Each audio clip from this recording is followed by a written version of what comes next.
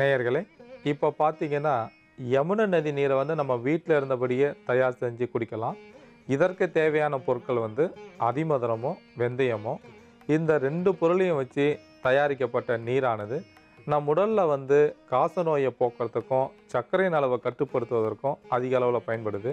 இந்த நீர் எப்படி தயார் செய்வது என்பதை இப்பொழுது பார்க்கலாம். நேயர்களே, யமுனை ஆற்று நீரை குடிச்சா கிடைக்கக்கூடிய பலனை நாம எப்படி வீட்டில் இருந்தபடியே அந்த பயனை அடையிறதுன்னு இப்போ பார்க்கலாம். இதற்கு தேவையான பொருட்கள் அதிமதுரம், வெந்தயம். இப்போ இதை எப்படி செய்யறதுன்னு பார்க்கலாம். முதல்ல ஒரு வெள்ளை துணியில் ஒரு சின்ன துண்டு அதிமதுர துண்டு எடுத்துக்கோங்க. 1 ஸ்பூன் அளவுக்கு வெந்தயத்தை சேர்த்துக்கோங்க. இது ரெண்டுத்தையும் ஒரு முடிச்சுக்கலாம்.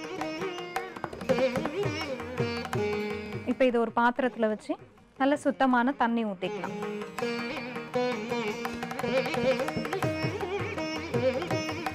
இந்த தண்ணியில் நாம் அதிமதுரம் சேர்த்துருக்கிறதுனால, அதிமதுரம்ன்றது வந்து ஒரு பேர்லேயே ரொம்ப மதுரத்தை கொண்டுள்ள ஒரு மூலிகை. அதாவது ரொம்ப வாசனையாக இருக்கக்கூடியது, ரொம்ப இனிப்பு சுவையை கொண்டுள்ள ஒரு மூலிகை அது. இந்த தண்ணியை வந்து நம்ம வெளியில் வேலை செஞ்சுட்டு வந்து அந்த பானையிலேருந்து ஒரு டம்ளர் தண்ணி எடுத்து குடித்தோம்னாலே அந்த தண்ணி அவ்வளோ இனிப்பாக இருக்கும். அதுவும் அந்த பானையிலேருந்து எடுத்து குடிக்கும்போது ரொம்ப சில்லுன்னு மனசுக்கும் உடலுக்கும் ரொம்ப புத்துணர்ச்சியை கொடுக்கக்கூடிய ஒரு தண்ணியாக இருக்கும். அது இல்லாமல் இதில் வெந்தயமும் சேர்த்துருக்கிறதுனால சர்க்கரை நோயாளிகளுக்கு ரொம்ப பயனுள்ள தண்ணியாக இருக்கும்.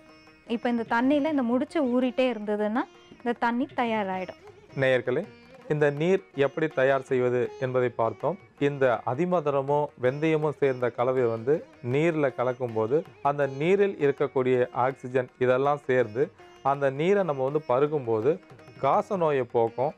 அதே மாதிரி காமால நோயும் போக்கும். அதுக்கப்புறம் பார்த்தீங்கன்னா ரத்தத்தில் அதிகப்படியாக உள்ள குளுக்கோஸின் அளவு வந்து கட்டுப்படுத்தி நம் உடலை வந்து ஆரோக்கியமாக வைத்துக்கொள்வதற்கு அதிக அளவு பயன்படுது. அதே மாதிரி தொண்டை புண் இருந்தாலும், தொண்டையில் வந்து சதை வளர்ச்சி இருந்தாலும் அந்த பாதிப்பை போக்குறதுக்கு கூட பயன்படக்கூடியது. அதுக்கப்புறம் பார்த்தீங்கன்னா உடலை வந்து நல்லா குளிர்ச்சியாக வைத்துக்கொள்வதற்கு பயன்படக்கூடியது. உள்ளங்காலில் வந்து அதிக வியர்வை வரும். அந்த பாதிப்பை போக்குறதுக்கு கூட இந்த நீரை வந்து தினசரி குடிக்கலாம். பொதுவாக பார்த்தீங்கன்னா இரத்தத்தில் அதிகப்படியாக உள்ள மாசுகள் இருந்தால் கூட அந்த மாசுகளை வெளியேற்றுவதற்கு அதிக அளவில் வந்து இந்த நீர் வந்து பயன்படக்கூடியது. பொதுவாக ஒவ்வொரு ஆற்றுக்கும் ஒரு குணம் உண்டு.